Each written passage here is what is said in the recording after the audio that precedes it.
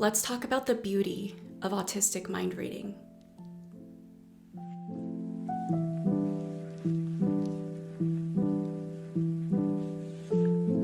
One of the biggest autistic characteristics that the wider world understands us to have is the inability to read minds, which is essentially the inability to therefore read social cues. That is going to be the core of today's video, is exploring what it means to read minds. And is it actually us failing to read minds, or is it just a failure to assimilate to a specific presentation of behavior? And that's basically what I explore in a lot of my videos, is the concept of autistic folks having different ways of exhibiting human behaviors.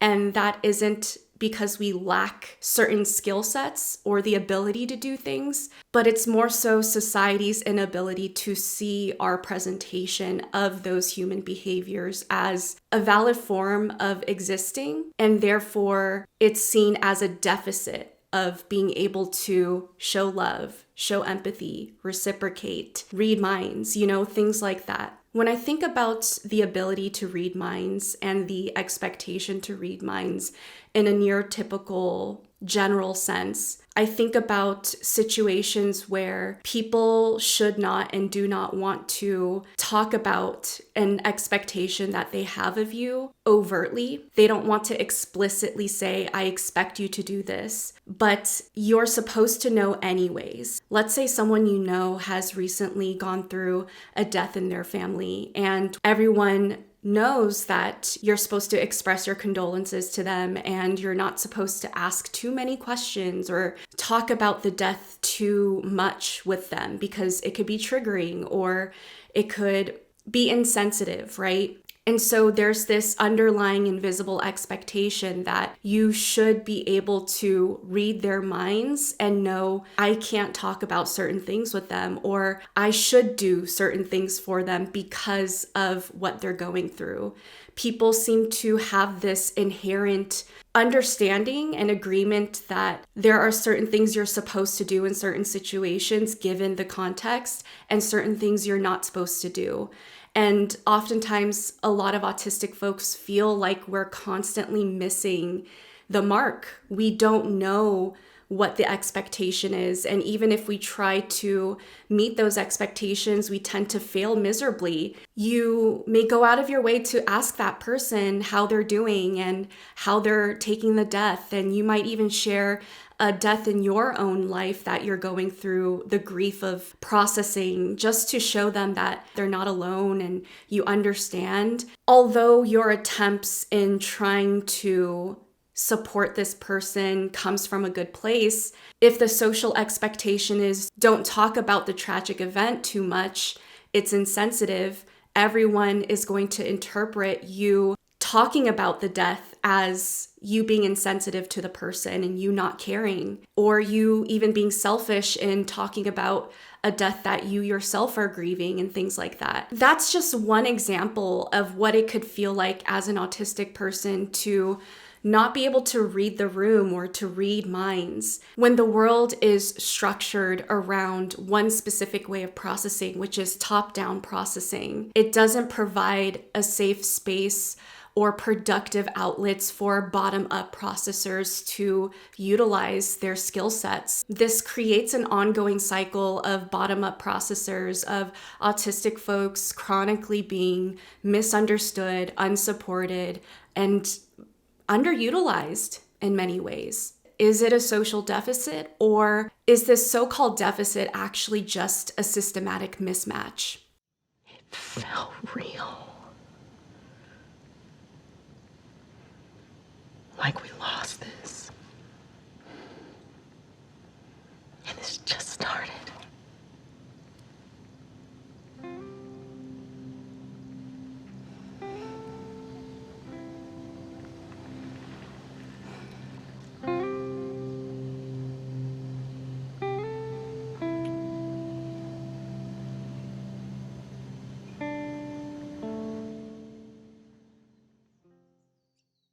The way that I see it, you could break down mind reading into two different categories. On one end is the non-autistic version of mind reading, and on the other end is the autistic version of mind reading. Now, the non-autistic version of mind reading essentially comes from being a top-down processor versus the autistic version of mind reading stems from being a bottom-up processor. Because it comes from two different processing styles, the method of the madness is going to be different. Being a bottom-up processor, which is essentially how a lot of autistic brains are built to process, is being able to notice all of the details before you understand the wider context or the general idea or the general expectation, right? When you first walk into a room, are you noticing all the sensory details of the lighting, the sounds, the smells, the textures, the temperature, all of that kind of stuff? Or are you mostly paying attention to who's in the room, what are they doing, and what's the purpose of everyone being in that room for? You know, more general sort of information. If I could explain the difference between the two different types of mind reading, I would say that the non-autistic version of mind reading is very much so based off of shared social expectations, right? It's easier for you to read someone's mind when everyone involved, including yourself, is aware of what the expectations are. So I know without you needing to tell me what your expectations are, what you're thinking, and what you're most likely feeling based off of how society expects you to think and respond. It's because of this that context itself and social expectations itself determines behaviors. And it's because of this, you're able to read other people's minds without even really knowing who the individual actually is. This form of mind reading fully relies on sameness and predictability.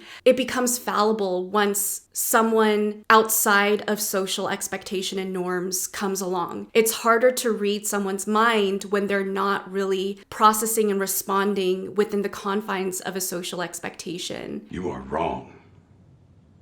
Punishment? Can't do anything without that.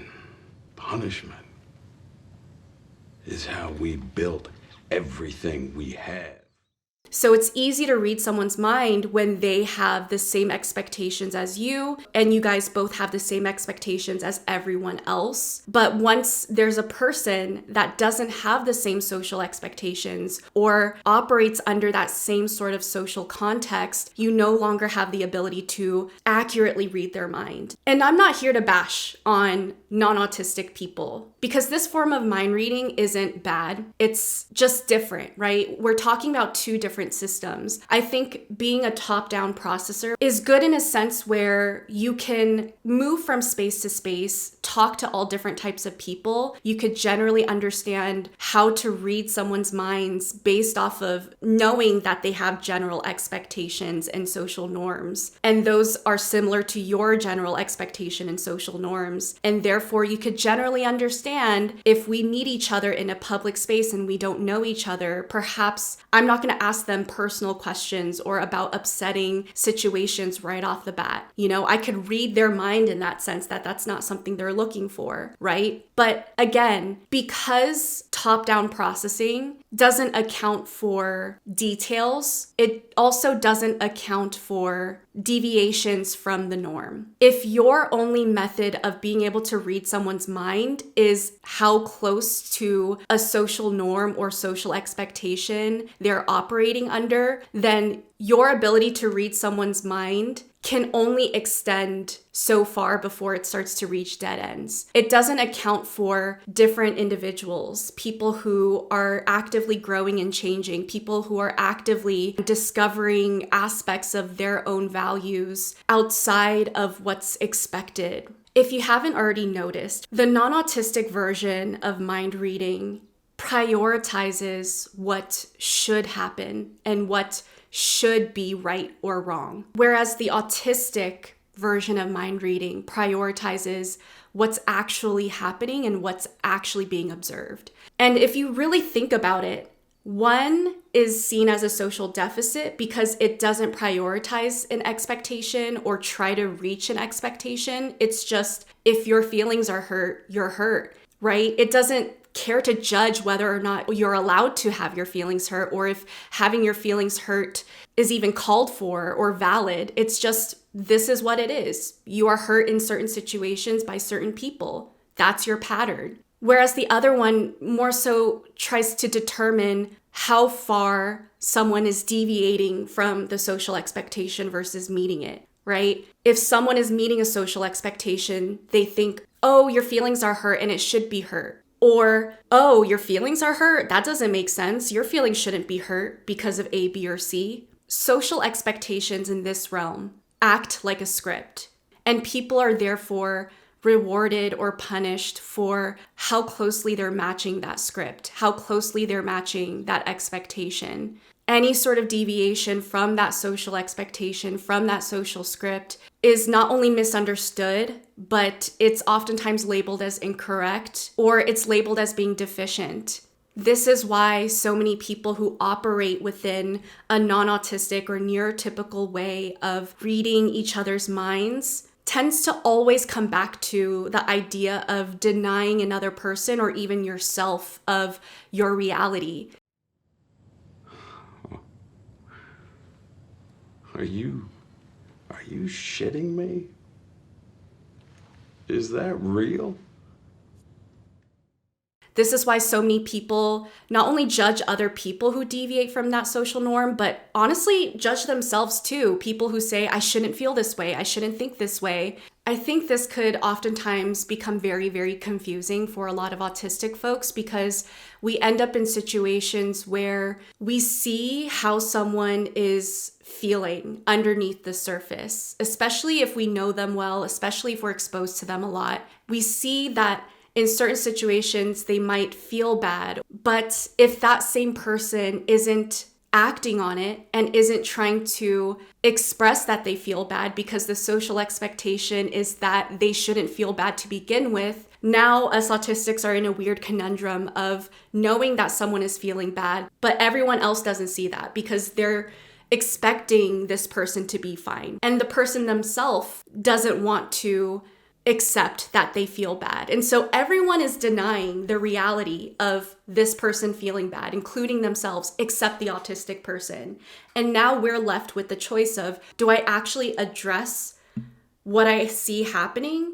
Or do I follow the script of everything's fine and this person's fine and keep interacting in that way, you know? And oftentimes we don't know how to make that decision, which kind of leads to my next point. The dominant, wider system around the world that's based in neurotypicality tends to flatten individuality, whereas autistic ways of processing tends to build understanding from individuality. Top-down processing, a top-down way of understanding and operating, requires people to conform in order for it to make sense and in order for it to work. How do you generalize if there isn't a level of conformity, if there aren't levels of flattening individuality? Within that system, individuality threatens and disrupts the system itself. People's ability to understand themselves and other people, people's ability to read each other's minds directly stems from everyone's ability to fit that one singular mold. As soon as someone doesn't exactly fit a mold, all of a sudden, the world's ability to understand that one person goes completely out the window, right? How many times as autistic folks do you stump people where they're just completely shocked, where you'll say something and to you it's just a simple truth, right? But for other people, they're just like, wait, how do you have that opinion? I wouldn't have reacted like that if I were you, or if I had gone through what you gone through, I would be responding completely different or feeling completely different. And it's just like, do you really not understand me? Or are you just only used to understanding people through one specific lens. Something that I've noticed in a lot of autistic folks is our ability to understand people regardless of our differences, right? I can meet someone that could be completely different from me, that can have completely different views, go about life in a completely different way, come from completely different circumstances, but because of the way I process, and because that way of processing is oftentimes detached from a social expectation or norm, I can systematically and fundamentally understand a person regardless of if I agree with them or regardless of if I resonate with them. But a lot of neurotypical people have a really hard time being able to understand a person if that person deviates from their own expectations of what is right or wrong or what is normal. This is why a lot of neurotypical people, when confronted with other people who deviates from that norm, actively become so defensive, so triggered, or even just chalk it up to, okay, I guess agree to disagree, or I don't know why you did that or why you feel that way, but whatever, do you, you know? It's like, at the very least, they understand that you guys are different, but they don't have the actual tool sets to understand a person once they identify that there's a difference there. And this is why a lot of autistic folks tend to trigger people who are neurotypically socialized. And when I say that, that accounts for everyone, regardless of if you're neurodivergent or not. Because believe it or not, there are neurodivergents out there. There are autistic people out there who are neurotypically socialized, who have a lot of internalized ableism, right? And so we will trigger those people as well. If anything, we trigger them more than neurotypical people. And this is where neurodivergent autistic mind reading or bottom-up processing really comes in handy. Because being a bottom-up processor and being able to read minds as an autistic person directly comes from our ability to observe every single person for who they are and being able to memorize and understand that person in all of their different sets of behaviors, in all of the contradictions, in all of their humanity, in all of their deviations. What I wanted you to do. Don't. Don't what? Don't go. Instead of the wider social expectation or context determining the behavior and determining our ability to mind read them accurately, we're more so basing our mind reading off of the individual itself and our understanding of them, you know? And it's because of this, our ability to accurately read someone's mind doesn't come quickly because it's not built from a general understanding of a set of rules or expectations. Our ability to accurately read someone's mind is built over time. And that's something we have to build on an individual basis. We can't read everyone's mind in a general sense, but if we're exposed to one singular person enough times, we can over time gather enough data about that one person that essentially allows us to better understand them and allow us to reach a point where we can read their mind. And that form of mind reading allows for variability, allows for more nuance, allows for more humanity. You You've had a dream about me? died. There's been so many times throughout my life where I'll be with someone I love. I'll notice when they're having a bad day. I'll notice when they're having a bad time. And when I check in with them and I try to see what's going on and I try to even comfort them or help them through it, these people will either feel very seen by it and feel very, very unconditionally understood by me. And they'll have that deep sense of appreciation of, I feel so safe because you're not here to judge me. What matters is I'm upset and you care about me enough to sit with me through that, you know? I'll either get that response from people or I'll find my loved one being very, very viscerally triggered by my unbiased witnessing of what they're going through. So I'll check in with them and they'll be like, I'm not having a bad day. I'm fine. When in reality, my loved one is just in denial of their actual internal experiences because they don't want to accept that they're deviating from a norm.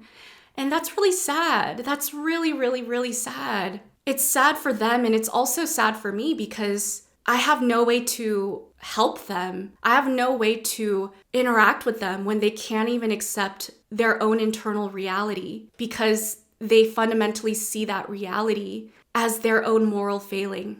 I think what's so profoundly beautiful and underappreciated about autistic mind reading is the extent in which we could show up for a person we love once we've had enough time and space to learn a person. Our understanding of our loved ones isn't confined in boxes of what's right or wrong. It expands into what actually exists, who a person actually is. And it grows as the person grows. It updates as the person updates. If there's inconsistencies, to us, it's just another data point. If this person is changing, to us, it's just new information. Instead of trying to bring our loved one back to our baseline understanding of them, we actually allow our loved ones to change, to deviate from the norm and from themselves as life goes on. How'd I die? We were at the beach. You got pulled under.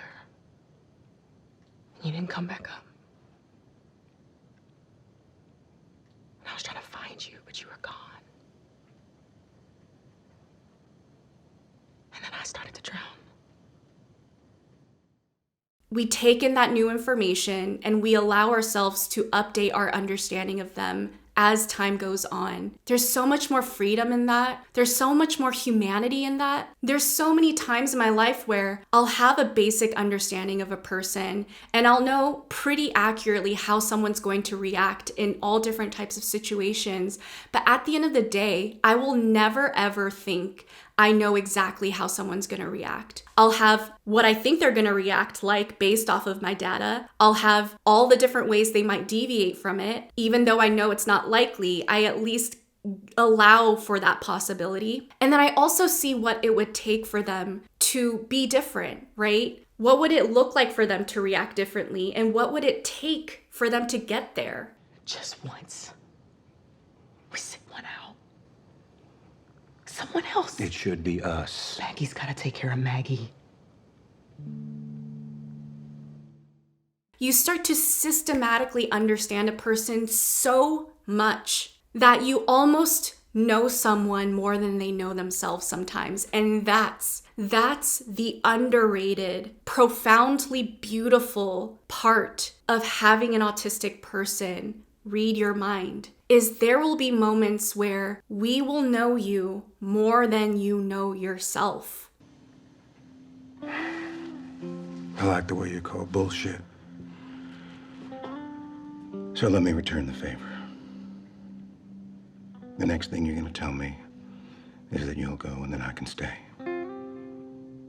Because I know you didn't like hearing yourself just say that Maggie's gotta take care of Maggie. I know those words are gonna choke in your ears a good long while, and you're gonna wanna make up for even thinking that. Am I right?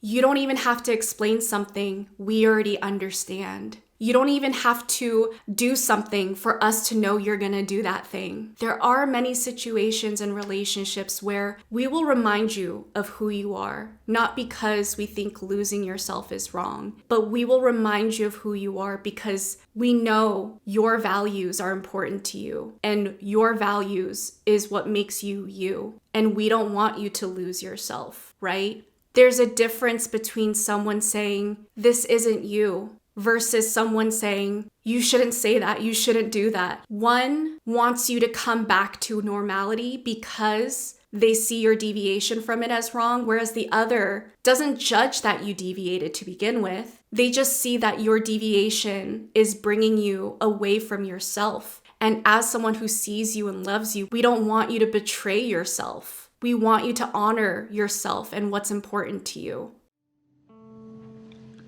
We lay our big meaties across the chopping block ahead of someone else's. It's always for someone else. Both of us know if we're gonna kick, there sure as hell better be a point to it. So maybe we feel there was a point to all of this.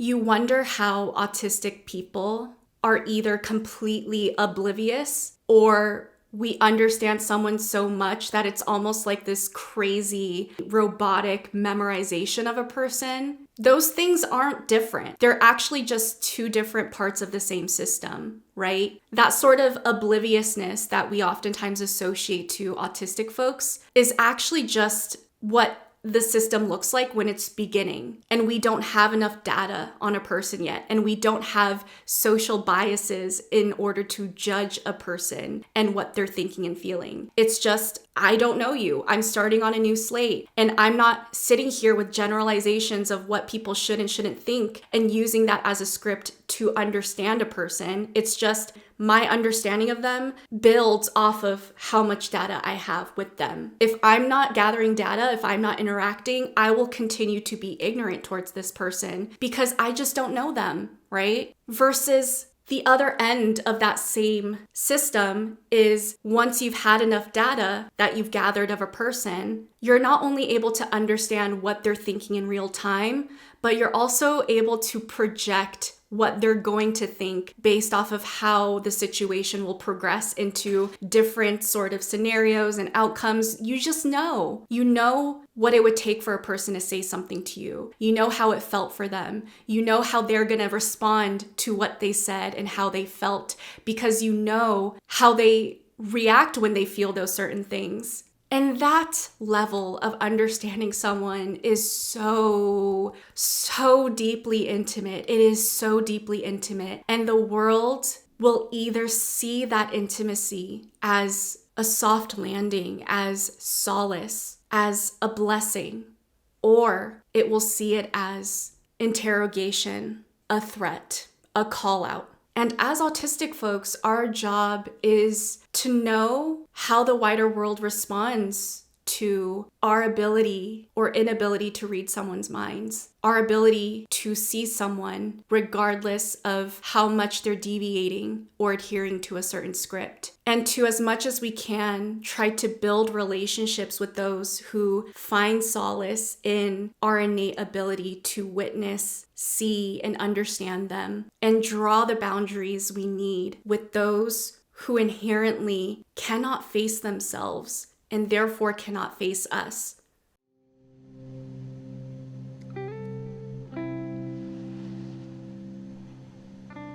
You're right. I knew how this was gonna end. You're an idiot. I never said otherwise. And with that being said, you guys, make sure you take some time today to drink water, eat some food, take yourself on a lovely walk, get some sun on your skin, breathe some air, move your bodies, stay regulated, and I will see you guys on the next one. Take care.